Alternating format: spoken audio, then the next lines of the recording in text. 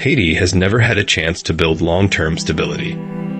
From the moment it won independence, the country was thrown into a cycle of political chaos, and governments that rose and fell before they could bring real change. Each time a leader tried to strengthen Haiti, they were either overthrown by internal rivals or removed by outside forces.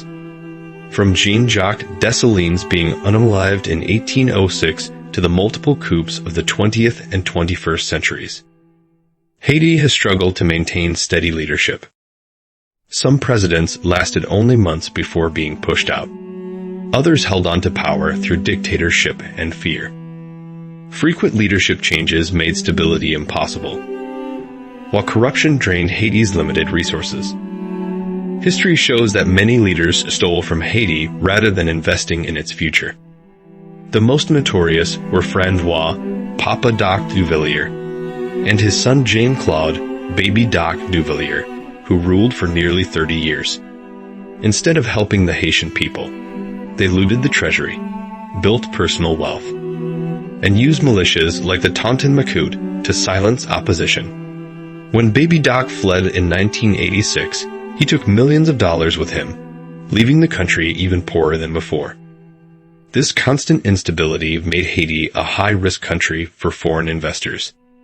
While nearby countries built economies on tourism and trade, Haiti remained isolated, not just because of past debts or foreign interference, but because they claimed no one could trust its government to remain stable. Why is Haiti so vulnerable to natural disasters? Haiti has faced more than just political and economic struggles.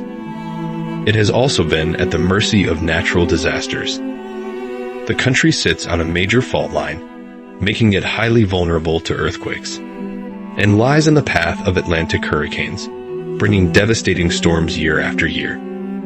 Each disaster wipes out homes, roads, and essential services, leaving the country in a constant state of recovery. One major reason Haiti suffers more from hurricanes than the Dominican Republic is deforestation.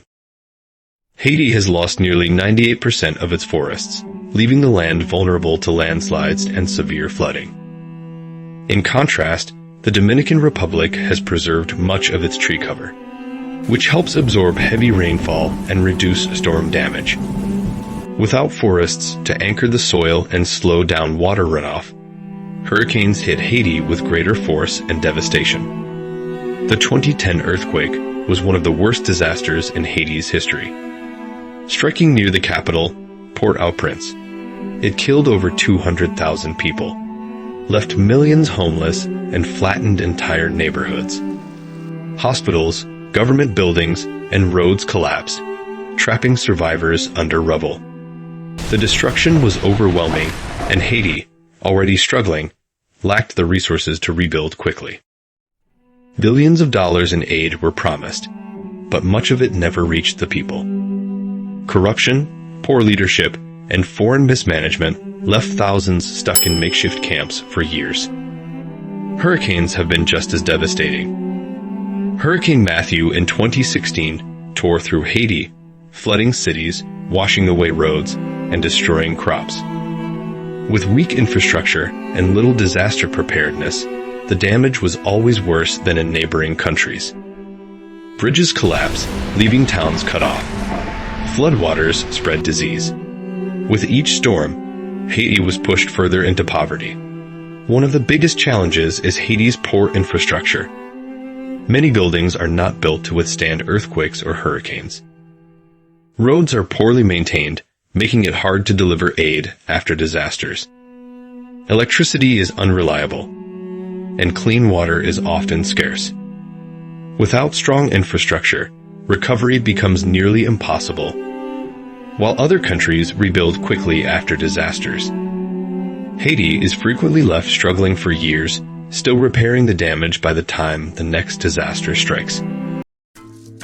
That's a wrap, History Seekers. Catch the full story on YouTube. Thanks for watching. Peace and love.